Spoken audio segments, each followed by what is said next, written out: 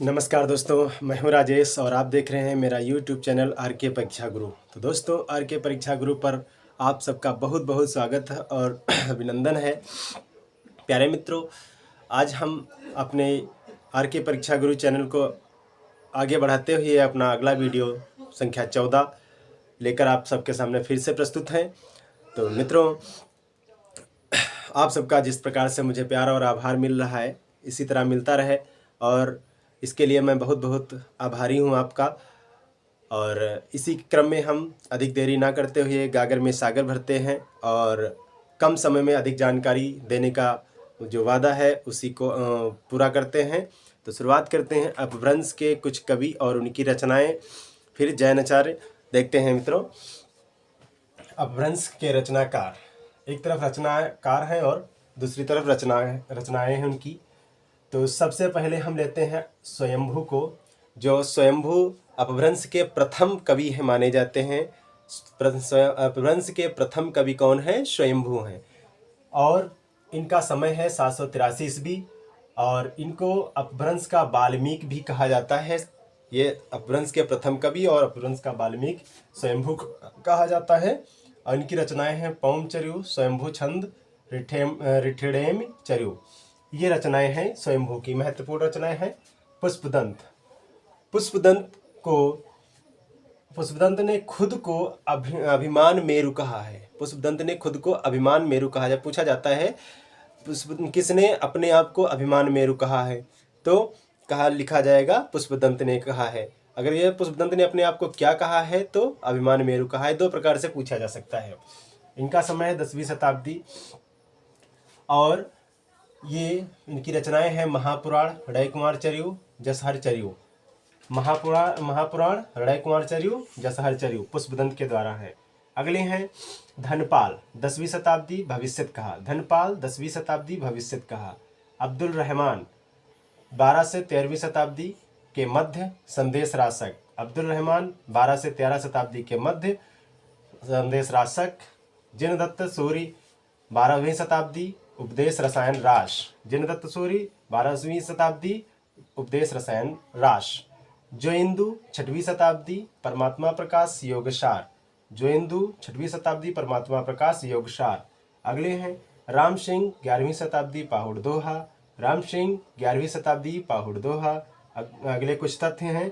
रामचंद्र शुक्ल के अनुसार बल्लभी के राजा धारसेन द्वितीय के शिलालेख में अपभ्रंश की शुरुआत मानी जाती है।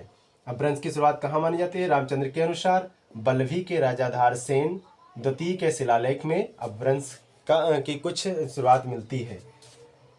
पुष्पदंत की एक कुछ और रचनाएं हैं, आदि पुराण और उत्तर पुराण। अपभ्रंश की रचना अपभ्रंश में लिखी गई जो पुष्पदंत की रचना है। बरुरुच द्वारा लिखा गया प्राकृत प्रकाश है। बरुरुच के द्वारा प्राकृत प्रकाश है। अगला यश कीर्ति के द्वारा पांडव पुराण है। यश कीर्ति पांडव पुराण। कुछ जैन आचार्य जो हिंदी में लिखे हैं उसको देख लेते हैं। महत्वपूर्ण रचनाएं हिंदी की सर्वप्रथम रचना मानी जाती है श्रावकाचार्य, जिसके रचनाकार हैं देवसेन। हिंदी की सर्वप्रथम रचना श्रावकाचार्य देवसेन के द्वारा 933 ईस्वी में। लघुनायक चक्र दूसरी रचना है। दर्शन सार तीसरी रचना है। दुब सुहाव प्यास ये अपभ्रंश में लिखी गई एक रचना है देवसेन के द्वारा। कौन कौन सी? श्रावकाचार्य 933 ईस्वी में, लघुनायक चक्र, दर्शन सार, दुब सुहाव प्यास अपभ्रंश में लिखी गई देवसेन के द्वारा रचना है। बहुत कम लोगों को ये पता रचना होगी। अगला है शालिभद्र सूरी भारतेश्वर बाहुबली रास। 1184 ईस्वी में शालिभद्र सूरी के द्वारा भारतेश्वर बाहुबली रास 1184 ईस्वी में। और आशुग कवि चंदनमाला रास 1200 ईस्वी में। जिनदत्त धर्म सूरी स्थूलभद्र रास 1201 ईस्वी में। जिन धर्म सूरी स्थूलभद्र रास 1201 ईस्वी में। अगले हैं रचनाकार विजय सेन सूरी रेवंतगिरी रास 1231 ईस्वी में। विजय सेन सूरी रेवंतगिरी रास 1231 ईस्वी में। शुभ और 6वें नंबर पर है सुभित मणि नेमनाथ रास 1213 ईस्वी में। सुभित मणि नेमनाथ रास 1213 ईस्वी में। अगले हैं सोम प्रभु सूरी कुमार पाल प्रतिबोध। सोम प्रभु सूरी कुमार पाल प्रतिबोध। अगले हैं कुछ एक देखते हैं प्राकृत के पाणिनि। प्राकृत के पाणिनि कौन कहे जाते हैं? जैनाचार्य हेमचंद। प्राकृत के पाणिनि जैनाचार्य हेमचंद कहे जाते हैं। मेरुतुंग के द्वारा रचना है प्रबंध चिंतामणि 1361 संबंध में। प्रबंध चिंतामणि मेरुतुंग के द्वारा लिखा गया 1361 ईस्वी में। अगला है गद्य पद्यमय संस्कृत प्राकृत काव्य। गद्य पद्यमय संस्कृत प्राकृत काव्य जो है कुमारपाल प्रतिबोध में संकलित है, जो सौम्य प्रभु सूरि के द्वारा लिखा गया है।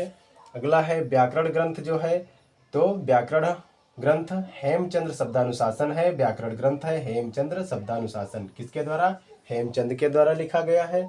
अगला है जैन साहित्य सर्वाधिक लोकप्रिय। जैन साहित्य में सर्वाधिक लोकप्रिय शैली जो है वो रास शैली है। तो इस प्रकार से मित्रों हमने देख लिया है अपभ्रंश की कुछ महत्वपूर्ण रचनाएं, जहां से हमारे बहुत महत्वपूर्ण प्रश्न बन सकते हैं। तो प्यारे मित्रों, आगे हम आपके सामने अगले वीडियो में लेकर हाजिर होते हैं कुछ रासो काव्य। और तब तक के लिए नमस्कार, जय हिंद,